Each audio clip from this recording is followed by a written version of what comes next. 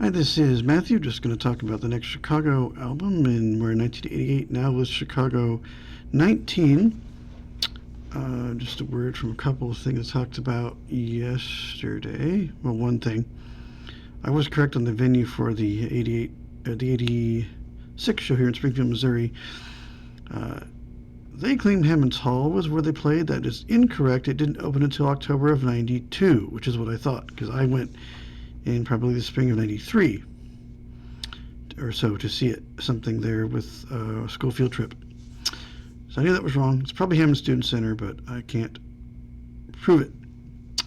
But just wanted to say, hey, I was right. I checked. I don't know why that's incorrectly listed as a venue, because it wasn't there. It didn't exist. I don't think anything was in that space then. I think it's probably just a field or something. I have no idea what was over there. But we move on to 1988. We get a new guitarist. Let me check real quick Wikipedia for his name really quick. I think it's like David Way. Let me double check that. Oops, I passed it.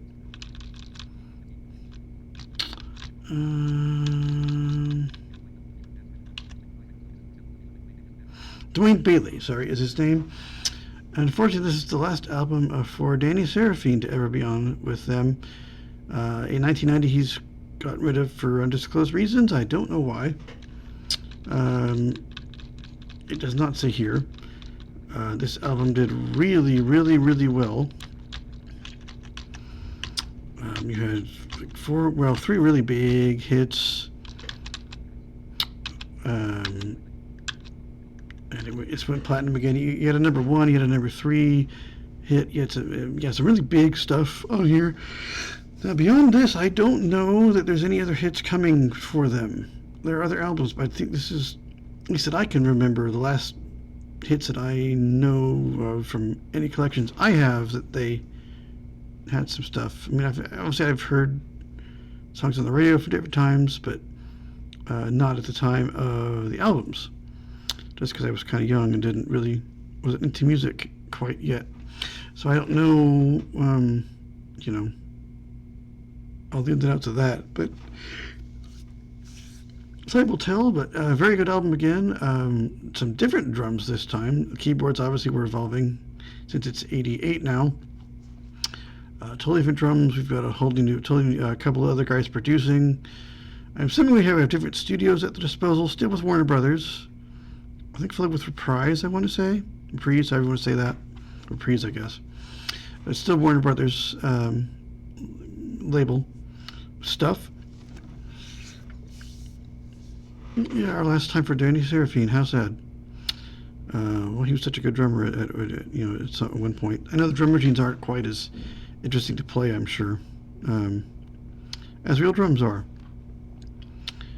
But yeah, we will go through the album real quick. We'll see who's on it. Obviously, we'll have a new guitarist and everything. And yeah, there's one song that I know Jason Scheff, he definitely is there, but he sounds more like I remember him later on one track in particular, where he really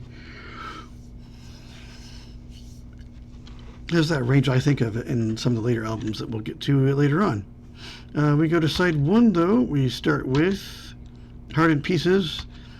Oh, also we'll bring in some songwriters. One you might recognize from other stuff of the era, and she's still writing, and another person I don't know. Heart in Pieces, written by Tim Fee and Mayan McLeod, something like that. Vocals by Jason Scheff. And then the big hit, I Don't Want to Live Without Your Love. Big, huge one. That is written by Albert Hammond and Diane Warren. There she is. Writer of many, many, many popular songs. They probably would take too long to list them all, I'm sure. But if you want to go find out more about her, look her up. She's everywhere. You name it that era, it's probably she's probably on somebody's album somewhere. Even into the 90s and stuff. And I think she's still writing to this day. Still has some songs out there. I forget who. Somebody had one, and it was still her, and it was still pretty good. Then that is Bill Champlain, of course, on that one. Then we have I Stand Up, written by Robert Lamb and Gerard McMahon. I think he may be a session guy. Robert Lamb sings it. And then we have We Can Last Forever, which I know was I think a minor single. I don't recognize that one necessarily. Written by Jason Jeff and someone named John Dexter. We'll see how many studio guys are help writing songs. That seems to be a thing at this point. Jason Jeff on that one, vocal-wise. And then Come In From the Night is Bill Champlain and a guy named Bruce Gage. Champlain sings the vocals there. On to side 2.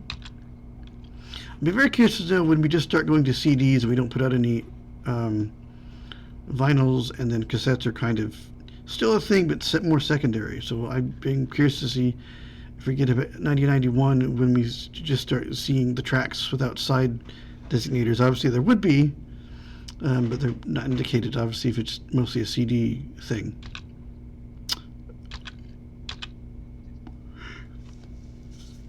Side 2 kicks off with Look Away, that huge hit. That is written by Diane Warren. I did not know that. That's a really good song. Good job for her. That was good. That is Bill Champlain, of course. And then another big one, What Kind of Man Would I Be? That's the one where Jason Scheff kind of sounds like Jason Scheff to me.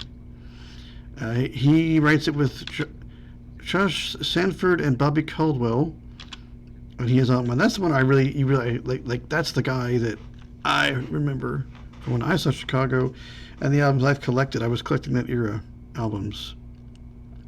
I've got, I think, all of them most of them anyway. At least 95 onwards is what I have. And then we jump to Run Around. Champlain and Jason Scheff wrote that one. They both sing it. Doing some nice harmonies together. They sound good together. To me, I like their vocals together. You're Not Alone. It was another fairly maybe a minor hit, but the one I know and like. Jim Scott wrote that one. I forget who he's with. I think he's a British guy. I don't know much about him. Bill Champlain on that one. And then we end the original album with Victorious. Mike Jordan, John Capek? I'm not quite sure. As Robert Lamb. Some outtakes. There's another version of Coming From the Night called Hide Behind My Window. And then they covered Otis Redding's song I Can't Turn You Loose. Which didn't get anywhere. And then Dancing with the Streets, I guess they did play it in Houston. As part of an encore. Also at the same show, wasn't Pickett's In the Midnight Hour was also covered, but none of that was included. And again you've got a bonus edition with some singles. Look Away, What Can Man Would I Be, and then That We Can Last Forever song. Why they didn't put You're Not Alone, I don't know, but they did not. But they're the single versions of those. I can't tell a difference in those, honestly. They sound the same to me. I can't tell a difference. Maybe they're different lengths, but again, back in the day, Apple Music used to post those times. They don't do that anymore. I want those back. It was nice to know a running time on your tracks, but the only way to know is to play the thing and go in the player window and look. An odd thing here, I don't know how to report it to anyone. For Apple Music, if you search it, yeah, it's going to come up. But if you just want to look at their albums, like I just like to go look at the albums and find it.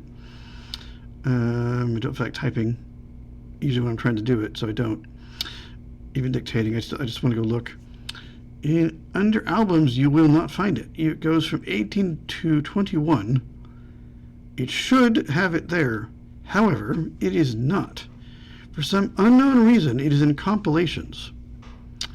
You have to go into compilations to find it. I don't know why. It's not a compilation.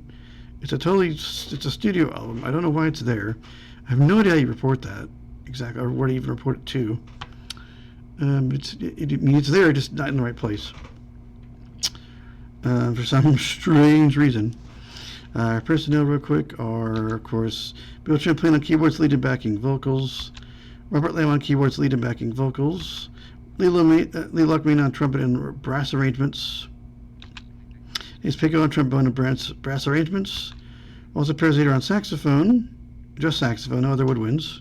There are some saxes. Jason Schiff, bass, lead and backing vocals. Danny Seraphine for the last time, drums, percussion, and programming. I will miss Danny Seraphine. Dwayne Bailey is now on guitar and backing vocals. Additional musicians are going to be Charles Sanford on guitar, so he wrote that one song we mentioned. Dan Huff guitars. Philip Ashley keyboards. John Campbell on keyboards. Charles Judge on keyboards. There's some really nice keyboards on this one. Kiki Epson keyboards and programming. Peter Kay programming. Peter Meyer programming. Mike Murphy programming, cowbell and drum technician. Interesting.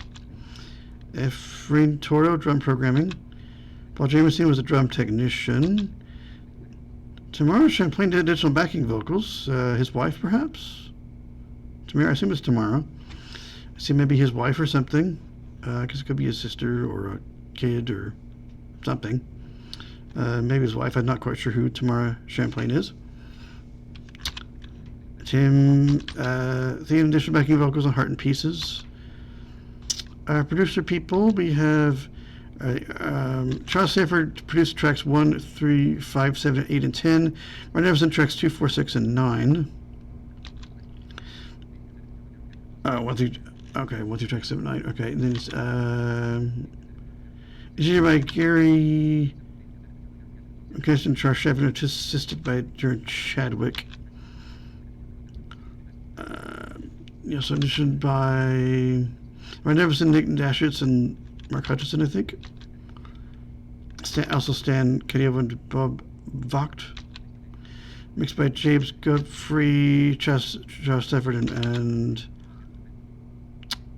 Mike Walsh, I think. Recorded mix at Richard Plant and Secret Sound in Los Angeles and AM Studios in Hollywood. Goldman in Woodland Hills, California, and Color Crown Recorders in Tarzana, California. The producer assistant to Ron Everson was Deidre Miller, was the production assistant. Chaz Sanford's production assistant is someone named Lisa M. Allen. Art direction, Janet Lubson. Computer illustration, Jim DeGraff, Warman Incorporated. Direction, Howard Kaufman of Frontline Management. The Roland, the very popular synthesizer, the Roland D50, the D50 synthesizer presets are used on here. So if you know about those Roland, I think they use it in hip hop and things. That's used heavily on here. I Don't Live Without Your Love, and Then Look Away, with the piano and some strings on I Don't Live Without Your Love.